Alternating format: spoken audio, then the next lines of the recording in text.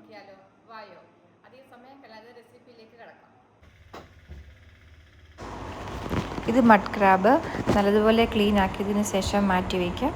അതിനുശേഷം നമുക്ക് ഉണ്ടാക്കി തുടങ്ങാം. അതിനായി കുറച്ച് ചെറിയ ഉള്ളി ചെറുതായിട്ട് സ്ലൈസ് ചെയ്തത് കുറച്ചധികം വേണം, അത് അരിഞ്ഞ് റെഡിയാക്കി വെക്കാം.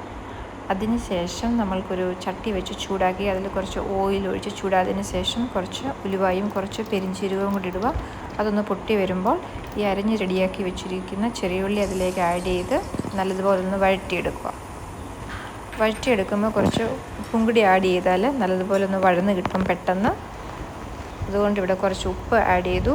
എന്നിട്ടൊന്ന് വീണ്ടും ഇളക്കിയെടുത്തതിന് ശേഷം ഒന്ന് ബ്രൗൺ നിറമായി വരുമ്പോൾ ഇഞ്ചി, വെളുത്തുള്ളി, പച്ചമുളക് നല്ലതുപോലെ ചതച്ച് വെച്ചത്, ഒത്തിരി അരിഞ്ഞ് പോകേണ്ട, ജസ്റ്റ് ചതച്ചാൽ മതി, അതൊരിട്ട് ആഡ് ചെയ്തിട്ടൊന്ന് മൂപ്പിച്ചെടുക്കണം. എന്നിട്ട് മസാലപ്പൊടികൾ ചേർക്കാം. മഞ്ഞൾപ്പൊടി, കാശ്മീരി ചില്ലി പൗഡർ, മല്ലിപ്പൊടി. ഇതിൻ്റെ ഇൻഗ്രീഡിയൻസിൻ്റെ മെഷർമെൻറ്റ് ഡിസ്ക്രിപ്ഷനിൽ കൊടുക്കാം.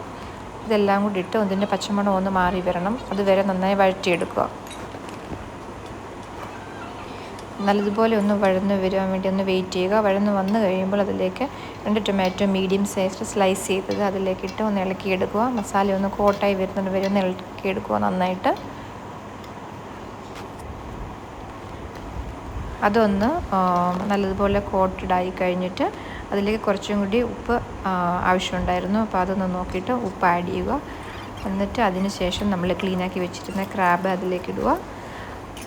അത് മുഴുവൻ ഇട്ടതിന് ശേഷം എല്ലാം കൂടി മസാലയിലൊന്ന് കോട്ട് ചെയ്തെടുക്കണം. നല്ലതുപോലെ ഒന്ന് പിടിച്ചു വരുന്നിടം വരെ നല്ലതുപോലെ ഒന്ന് ഇളക്കിയെടുക്കുക.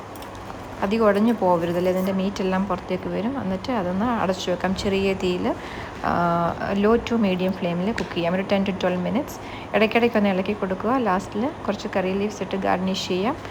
എന്നിട്ട് 2-3 മിനിറ്റ് ഒന്നുകൂടെ ഒന്ന് കുക്ക് ചെയ്യണം. ലാസ്റ്റിൽ നമുക്ക് കുറച്ച് വെളിച്ചെണ്ണ ഒഴിച്ചിട്ട് സെർവ് ചെയ്യാം. പച്ചവെളിച്ചെണ്ണ ഒഴിച്ചതിന് ശേഷം വാങ്ങിയെടുക്കാം. ഇനി നിങ്ങൾ ഈ റെസിപ്പി ട്രൈ ചെയ്യുക. ഇഷ്ടമായെങ്കിൽ കമൻറ്റ് ചെയ്യുക and subscribe my channel. See you in next